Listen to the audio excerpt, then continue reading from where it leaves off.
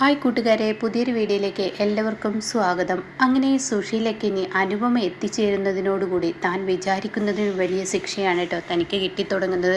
കൂട്ടിന് പ്രതിഭയും നിൽക്കുന്നു. സോനയാണെങ്കിലോ തൻ്റെ അമ്മയെ തലോടാനും വയ്യ, എന്നാൽ തള്ളിപ്പറയാനും വയ്യ. ആ ഒരു അവസ്ഥയിൽ അങ്ങോട്ടും ഇങ്ങോട്ടും കാല് വെച്ചുള്ള പരിപാടിയാണ് കേട്ടോ സോന ചെയ്തും കൊണ്ടിരിക്കുന്നത്. എന്നാൽ പ്രതിഭയും അനുപമയും ഒരേ സ്വരത്തിൽ സുശീലക്കെട്ട് പണികൾ കൊടുത്തതിൻ്റെ മുകളിൽ ഓരോന്നായിട്ട് തിരിച്ചടി ചെയ്തും കൊണ്ടിരിക്കുകയാണ് കേട്ടോ. അതായത് ഒരുമാതിരി അവഹേളന, കുറ്റപ്പെടുത്തൽ ഇതാവുമ്പോൾ ഒരു മനുഷ്യൻ തകരുന്നത് പറയാനില്ലല്ലോ.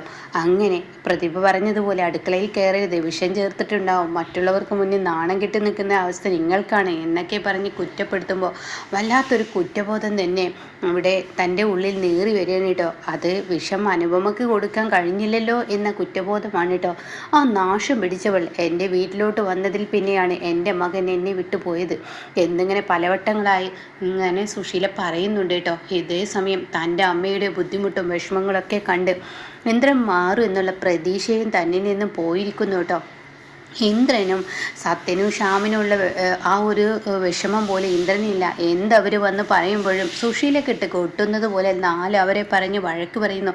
ഇതെല്ലാം കൂടി ആകുമ്പോൾ തനിക്ക് സഹിക്കാൻ കഴിയുന്നില്ല. തൻ്റെ ഉള്ളിലെ വിഷമം ആരോട് പറയുന്നറിയാതെ സുശീല ആകെ പ്രതിസന്ധിയിലാവുകയാണ് കേട്ടോ. അങ്ങനെ ഈ സമയം അനുപമ പറയണേ, ഇനി നിങ്ങളുടെ വേലത്തരങ്ങളൊന്നും ഇവിടെ നടക്കില്ല. ചുരുട്ടിക്കൂട്ടി അതെല്ലാം ഒരു മൂക്കിലിട്ട് വെച്ചേക്ക്, കത്തിച്ച് കളഞ്ഞേക്ക്. വെച്ചേക്കെന്നല്ല, കത്തിച്ച് കളഞ്ഞില്ലെങ്കിൽ കത്തിപ്പിക്കുന്ന പരിപാടികളൊക്കെ ചെയ്യാൻ ഞങ്ങളെക്കൊണ്ടും കഴിയും എന്നിങ്ങനെ അനുപമ പറയുമ്പോൾ അയ്യോയ്യോ സുശീലയ്ക്ക് ഭ്രാന്ത് പിടിക്കുന്നു കേട്ടോ. ഭ്രാന്ത് പിടിച്ച ആ അവസ്ഥ വരെ എത്തുന്ന.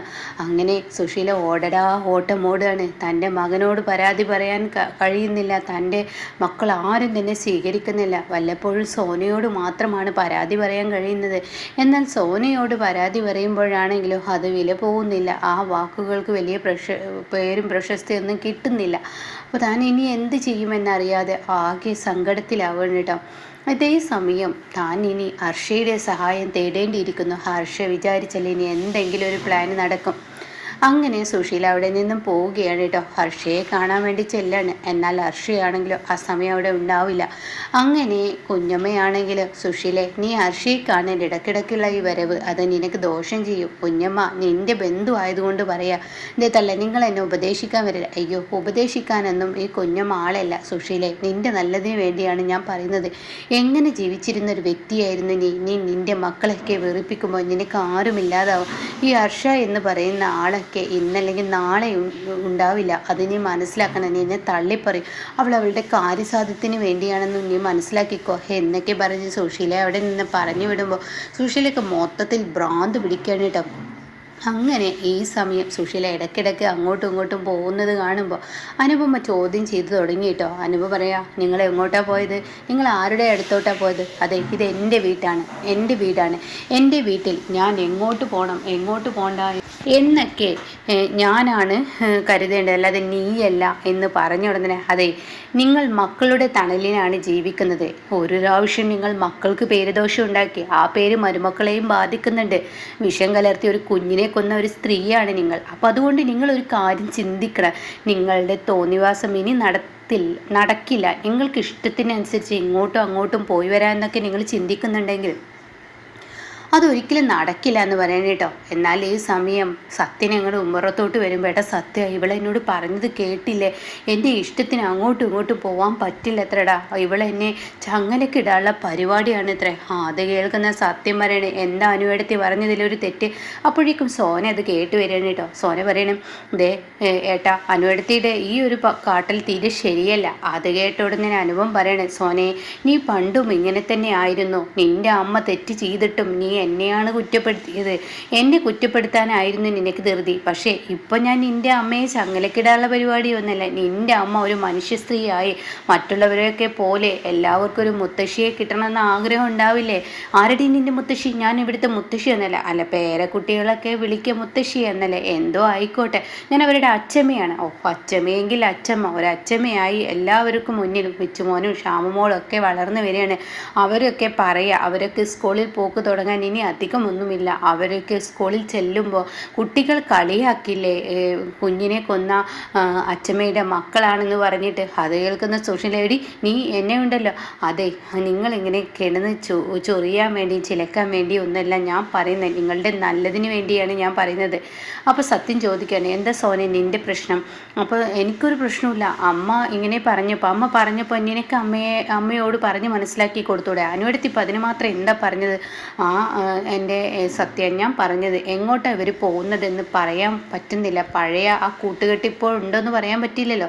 അപ്പോൾ അത് കേട്ട സത്യന് പിന്നെ പറയാൻ വാക്കുകളെ, അത് ശരിയാണ്, ഹർഷയുടെ ആ കൂട്ടുകെട്ട് അത് ഇനി ഇവിടെ നടക്കത്തില്ല. ഹർഷയെ നിങ്ങൾ കൂടുന്തോറും ഈ കുടുംബത്തിൻ്റെ സ്വസ്ഥതയും സമാധാനവും, അതുമാത്രമല്ല നിങ്ങൾ ഉണ്ടാക്കി വെക്കുന്ന ഓരോ പ്രശ്നങ്ങളും ഈ വീട്ടിലോട്ടാണ് തിരിച്ചടിക്കുന്നത്. അത് പിന്നെ എനിക്ക് അവളെ അങ്ങനെയൊന്നും ഒഴിവാക്കാൻ പറ്റില്ല സത്യ, കാരണം എന്നെ ഇറക്കിയത് അവളാണല്ലോ. അവളെ നിങ്ങൾ ഇറക്കണമല്ലോ, കാരണം അവൾ ശരിക്കും എൻ്റെ കുഞ്ഞിനെ കൊന്നതിൽ കൂട്ടുപ്രതിയാണ്. ഞാൻ ഈ കേസ് ഒന്നും കൂടി അങ്ങ് കുത്തിപ്പൊക്കുകയാണെങ്കിൽ അവളെയും പിടിച്ചകത്തിടുക. അമ്മക്ക് ഒറ്റയ്ക്ക് എല്ലാ കാര്യങ്ങളും ചെയ്യാനൊന്നും കഴിയത്തില്ല, അതിൻ്റെയൊക്കെ തെളിവുകൾ ഉണ്ടാക്കിയെടുക്കാൻ എനിക്കും കഴിയും എന്നിങ്ങനെ സത്യം പറയുമ്പോൾ ഉടൻ തന്നെ സുശീല കിടുങ്ങിയിട്ടോ. അങ്ങനെ സുശീല മൊത്തത്തിൽ പെട്ടിരിക്കുകയാണ്. തനിക്ക് അങ്ങോട്ടും ഇങ്ങോട്ടും ഒന്നും ഇറങ്ങാൻ പറ്റുന്നില്ല, താൻ എന്താ ചെയ്യാന്ന് അറിയാതെ നിൽക്കുകയാണ്. അങ്ങനെ ഹർഷയെ ഒന്ന് കാണണല്ലോ, പഴയതുപോലെ തനിക്ക് ഫോണുമില്ല. അപ്പം എന്താ ചെയ്യുക? താൻ ആ വീട്ടിൽ നിന്നും പൂട്ടിയിട്ടിട്ട് ഇതുപോലെയുള്ളൊരു ജീവിതമായിരിക്കുകയാണ്, താൻ ജയിൽ ജീവിതത്തിനേക്ക് അപ്പുറം. അങ്ങനെ താൻ ഇനി എന്ത് ചെയ്യുമെന്നറിയാതെ ഇങ്ങനെ നിൽക്കുമ്പോഴാണ് കേട്ടോ സോന ഷ്യാമിനെ വിളിക്കുന്നത്.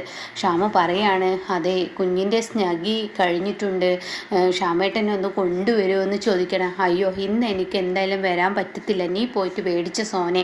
അപ്പോൾ അത് കേട്ട് സുശീല അങ്ങോട്ടേക്ക് വരിക കേട്ടോ. എന്നാൽ ക്ഷാമമോളാണെങ്കിൽ കരയുക, ചെറുതായി പനിയുണ്ട്. അതുകൊണ്ട് തന്നെ സോന പറയാണ്, ഞാൻ ഇനിയിപ്പോൾ അത് വാങ്ങി വരുന്നത് വരെ അനുവടുത്തി കുഞ്ഞിനെ നോക്കുക. അപ്പോൾ സുശീല പറയാണ്, നീ നിൻ്റെ കുഞ്ഞിനെ നീ തന്നെ നോക്കിയാൽ മതി എന്നിങ്ങനെ സുശീല പറയുമ്പോൾ ഉടൻ തന്നെ അനുഭവം പറയാം, അത് പറയുന്നത് ശരിയാണ് സോനെ, നിൻ്റെ കുഞ്ഞിനെ നീ തന്നെ നോക്കിയാൽ മതി. ഇനി ഞാൻ എന്തെങ്കിലും ചെയ്തു എന്ന് ആളുകൾ പറഞ്ഞുണ്ടാക്കിയല്ല, അത് ബുദ്ധിമുട്ടാണ്. ഇവിടെ അതിനുള്ള ആളുകളുണ്ടല്ലോ, എനിക്കെതിരെ തെളിവുകളൊക്കെ ഉണ്ടാക്കിയെടുക്കാൻ. അപ്പോൾ അതുകൊണ്ട് നിൻ്റെ കുഞ്ഞിനെ നീ തന്നെ നോക്കിക്കോ, വേണമെങ്കിൽ ഞാൻ പോയി വാങ്ങിക്കൊണ്ടുവരാം. അപ്പോൾ സുശീല പറയണം, അതൊന്നും വേണ്ട, നീ വിച്ചുമോനെ നോക്കിക്കോ, ഞാൻ എന്തായാലും പോയിക്കോളാം, ഈ അപ്പുറത്തെ കടയിൽ നിന്ന് ഇത് മേടിക്കാൻ എനിക്കൊരു ബുദ്ധിമുട്ടൊന്നുമില്ല. അപ്പോൾ അനുഭവം പറയണേ, നിങ്ങളുടെ ലക്ഷ്യം വേറെ എന്തെങ്കിലും ആണെങ്കിൽ ഒന്നും നടക്കത്തില്ല, ഇത്ര സമയത്തിനുള്ളിൽ എത്തണം എന്ന് പറയണം കേട്ടോ. അങ്ങനെ സുശീല ഓട്ടമോടാണ് ഹർഷയുടെ അരികിലോട്ട്. അങ്ങനെ ഹർഷയോട് ചെന്നിട്ട് പറയാണ്, ഹർഷേ എനിക്ക് ആ വീട്ടിൽ ജയിൽ ജീവിതത്തിനേക്കാൾ അപ്പുറമാണ്, എനിക്ക് എവിടോട്ട് പോകണമെങ്കിലും നിന്നെ ഒന്ന് കാണണമെങ്കിലും എനിക്ക് വിലങ്ങിട്ടിരിക്കുകയാണ്, ഞാൻ എന്താ ചെയ്യുക ഹർഷേ? എൻ്റെ മകൻ എനിക്ക് മുന്നിലോട്ട് വരികയോ എന്നോടൊന്ന് സംസാരിക്കുകയോ ഒന്നുമില്ല, ഏത് സമയത്ത് എല്ലാവരും എന്നെ ഒറ്റപ്പെടുത്തുന്നു, കുറ്റപ്പെടുത്തുന്നു. അവിടെ വീട്ടിലൊന്നും പണിയൊന്നും ചെയ്യേണ്ട, പക്ഷേ പണി ചെയ്യുകയാണെങ്കിൽ കുഴപ്പമില്ലായിരുന്നു, ഇതെല്ലാവരുടെയും കുറ്റപ്പെടുത്തലും ഞാൻ കുഞ്ഞിനെ കൊന്നു എന്നോ വിഷം നൽകുമെന്നോ എന്നൊക്കെ ഓരോരുത്തരായി പറയാതെ പറയുമ്പോൾ സഹിക്കുന്നില്ല ഹർഷേ. അവൾ ഒറ്റയിരുത്തി വന്നപ്പോൾ എൻ്റെ ജീവിതം ഇപ്പം എന്താ പറയേണ്ടതില്ല, അവൾ എന്നിട്ട് പാഠം പഠിപ്പിക്കുകയാണ്.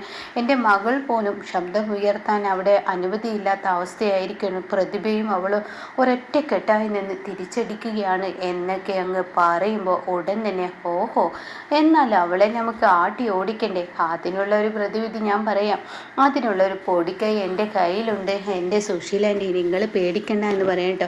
അങ്ങനെ ഇനി അനുപമയെ ആ വീട്ടിൽ നിന്ന് ഓടിക്കാൻ ആ തെളിവുമായി ഹർഷ എത്തുമ്പോൾ കാര്യങ്ങളെല്ലാം ഇനി കൈവിട്ടു പോകുന്ന ആ ഒരു സീനിലോട്ടാണ് കേട്ടോ കഥ പോയിക്കൊണ്ടിരിക്കുന്നത്.